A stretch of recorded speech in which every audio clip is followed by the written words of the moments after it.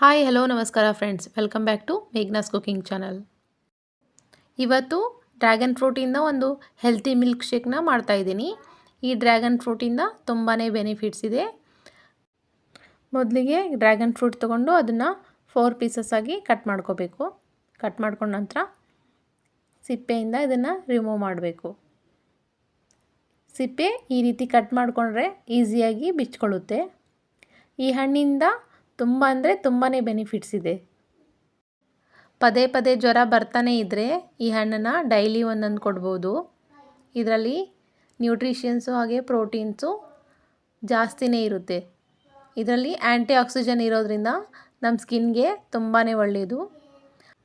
ಕಡಿಮೆ ವಯಸ್ಸಿಗೆ ಬಿಳಿ ಕೂದಲು ಜಾಸ್ತಿ ಆಗ್ತಾಯಿದ್ರೆ ಈ ಹಣ್ಣನ್ನು ಪೇಸ್ಟ್ ಮಾಡಿಕೊಂಡು ತಲೆಗೆ ಪ್ಯಾಕ್ ಮಾಡಿಕೊಂಡ್ರೆ ಕೂದಲು ಬಿಳಿಯಾಗೋದು ನಿಲ್ಲುತ್ತೆ, ಹಾಗೆ ಉದುರೋದು ಕೂಡ ನಿಲ್ಲುತ್ತೆ.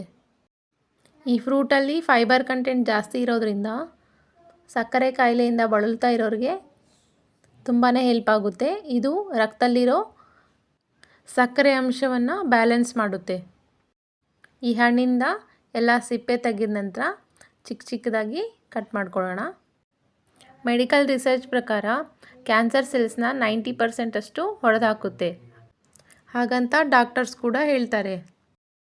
ಈ ಫ್ರೂಟಲ್ಲಿ ಒಮೆಗಾ 3 ಹಾಗೂ ಒಮೆಗಾ 6 ಹೇರಳವಾಗಿರೋದ್ರಿಂದ ಬಾಡಿಲಿರೋ ಕೊಲೆಸ್ಟ್ರಾಲನ್ನು ಮೇಂಟೈನ್ ಮಾಡುತ್ತೆ, ಅಂದರೆ ನಿಯಂತ್ರಣದಲ್ಲಿ ಇಟ್ಕೊಳ್ಳಿರುತ್ತೆ. ಈ ರೀತಿ ಪೀಸಸ್ ಆಗಿ ಕಟ್ ಮಾಡ್ಕೊಂಡ ನಂತರ ಒಂದು ಮಿಕ್ಸಿ ಜಾರ್ನ ತೊಗೋಬೇಕು. ಇದಕ್ಕೆ ಎಲ್ಲ ಪೀಸಸ್ನ ಹಾಕ್ಕೋಬೇಕು. ಹಾಗೆ 1 ಗ್ಲಾಸ್ನಷ್ಟು ಹಾಲನ್ನ ತೊಗೊತಾ ಇದ್ದೀನಿ. ಹಾಗೆ ಇದರಿಂದ 3 ಟೇಬಲ್ ಸ್ಪೂನಷ್ಟು ಸಕ್ಕರೆನ ಹಾಕ್ತಾಯಿದ್ದೀನಿ. ಸಕ್ಕರೆ ಬೇಡಪ್ಪ ಅನ್ನೋರಿಗೆ ಬೆಲ್ಲ ಕೂಡ ಆ್ಯಡ್ ಮಾಡ್ಕೋಬೋದು. ಮತ್ತು 3 ಗೋಡಂಬಿ ಕೂಡ ಆ್ಯಡ್ ಮಾಡಿಕೊಂಡು ನುಣ್ಣಕ್ಕೆ ರುಬ್ಕೊಂಡ್ರೆ ಈ ಡ್ರ್ಯಾಗನ್ ಫ್ರೂಟ್ ಮಿಲ್ಕ್ ಶೇಕ್ ರೆಡಿಯಾಗುತ್ತೆ. ಇದರಿಂದ ತುಂಬಾ ಲಾಭಗಳಿದ್ದಾವೆ.